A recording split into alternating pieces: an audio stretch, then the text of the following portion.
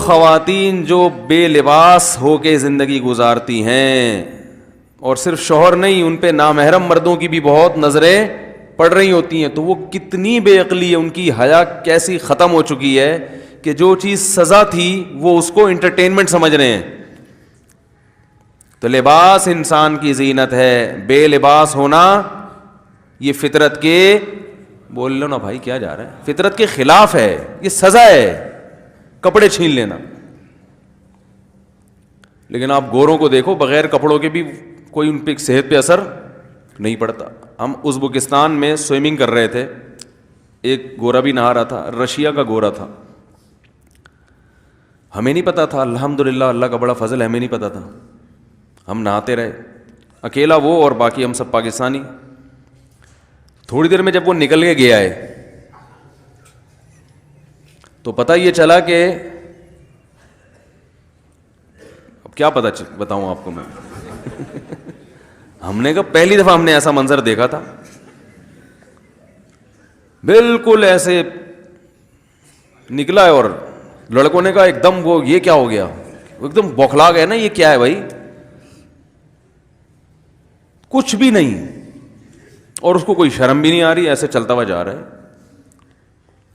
ہم نے کہا یہ ہے ترقی. ترقی کی ڈیفینیشن سمجھ میں آئی.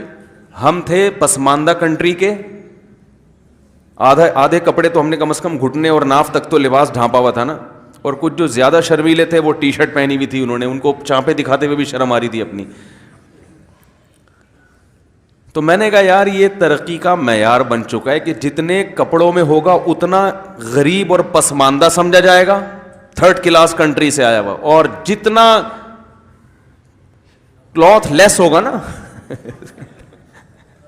جتنا کپڑوں سے پاک ہوگا اتنا زیادہ ترقی. روس تو ترقی یافتہ ملک ہے نا, رشیا کا تھا وہ بندہ, کیونکہ ہمیں تو پھر انکوائری تھی, ہم نے کہا یہ کون سے کنٹری کا ہے بھائی, یہ کس کنٹری میں اتنی آزادی ہے.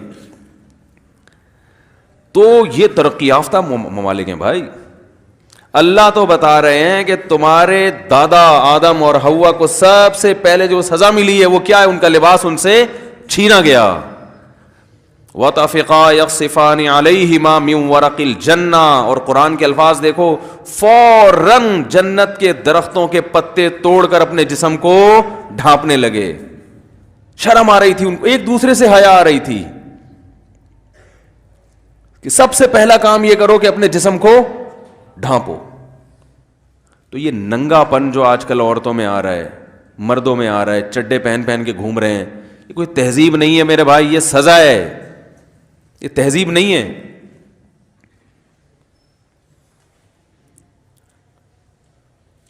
شریعت میں مرد کو حکم ہے کہ ناف سے گھٹنوں تک یہ 24 گھنٹے چھپانا ہے, سمجھ رہے ہیں, یہ محرم سے بھی چھپانا ہے اور نامحرم سے بھی چھپانا ہے. اور عورت کو حکم یہ ہے کہ وہ اپنے چہرے اور دونوں ہاتھوں کی کلائیوں کے علاوہ پورا ڈریس نامحرم سے ہر وقت چھپائے, اور فتنے کا اندیشہ ہو تو چہرہ چھپانا بھی فرض ہے. اور جوان عورت کو چونکہ فتنے کا اندیشہ ہے لہذا اس کے بارے میں فتویٰ یہی ہے کہ اس پر چہرے کا پردہ فرض ہے. جو یہ کہتا ہے جوان عورت کے چہرہ چھپانا فرض نہیں ہے, اس میں فتنہ نہیں ہے, تو وہ پاگل ہے. سارا فتنہ کہاں سے ہوتا ہے, تو چہرے سے ہوتا ہے. تو یہ اسلام کا ایک بنایا ہوا نظام ہے, کرنا پڑے گا. اور اسی طرح جو خواتین گھر میں رہتی ہیں جہاں سب محرم ہوں, تو ٹھیک ہے وہاں چہرہ بھی کھول سکتی ہیں, کلائیاں بھی کھول سکتی ہیں, لیکن کھول سکنے کا مطلب یہ نہیں کہ کھولیں. پراپر ڈریس یہی ہے کہ پورا جسم پہ لباس ہو. آج کل مسئلہ یہ ہے کہ نئے نئے لوگ جو علم حاصل کرتے ہیں نا, علم میں عمق اور گہرائی نہیں ہوتی, بس وہ قرآن اور حدیث کی ظاہری نصوص کو دیکھ کر فتوے لگاتے ہیں. دیکھیں اللہ تعالیٰ نے مرد کو حکم دیا ناف سے لے کے گھٹنے تک ڈھانکنا ضروری ہے, تو اب اس کا یہ مطلب ہے کہ آپ یہاں, میں یہاں بنیان پہن کے آ جاؤں ہے بھائی, یا آپ گھر میں بس ناف سے گھٹنوں تک کی ایک چادر باندھیں اور اوپر چانپیں واپیں پسلیاں وسلیاں وہ ساری دنیا دیکھ رہی ہو, یہ اچھا لگے گا؟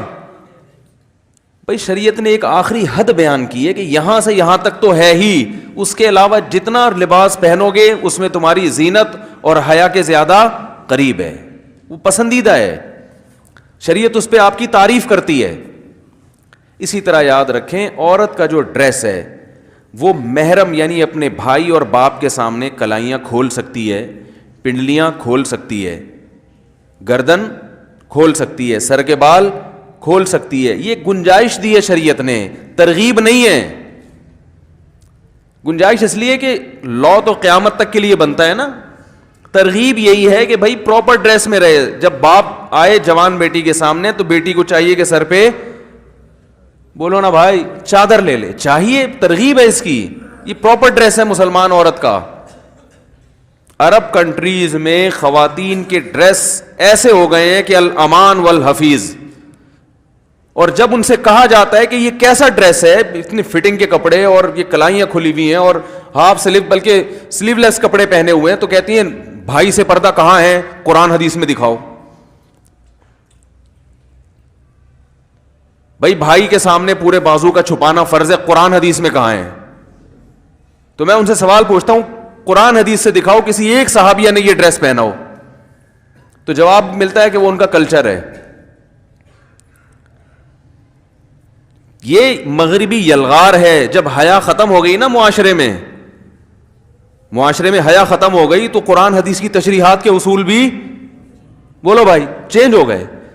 تو یہ بالکل ایسا ہی ہے جیسے جب کوئی یہ دلیل دیا کرے نا کہ بھئی یہ سلیو لیس کپڑے پہن کے بھائی کے سامنے آنا جائز ہے کیونکہ بازوؤں کا بھائی سے پردہ نہیں ہے, تو ان سے بولا کریں کہ بھائی کو بھی چاہیے کہ وہ چڈی میں آپ کے سامنے آ کے بیٹھا کرے, کیونکہ وہ اس پر بھی یہ جو اوپر کی باڈی ہے اس کا پردہ فرض نہیں ہے. تو کبھی مجبوری میں نہا دھو کے آدمی باہر نکلا تو چلو ٹھیک ہے, لیکن نارملی کوئی مرد ایسا نہیں کرتا. اب یہ الگ بات ہے مرد پراپر ڈریس پہن رہا ہے اور اس کے لیے اس کو قرآن و حدیث سے دلیل نہیں چاہیے, عورت آدھے کپڑے پہن رہی ہے اور دلیل میں قرآن و سنت کا حوالہ پیش کر رہی ہے. اس کا مطلب ہے کہ یہ قرآن و سنت نہیں ہے, اپنی خواہشات ہے جس پر, اور حیا بے حیائی ہے, بے شرمی ہے جس پر لیبل کس کا لگایا جا رہا ہے.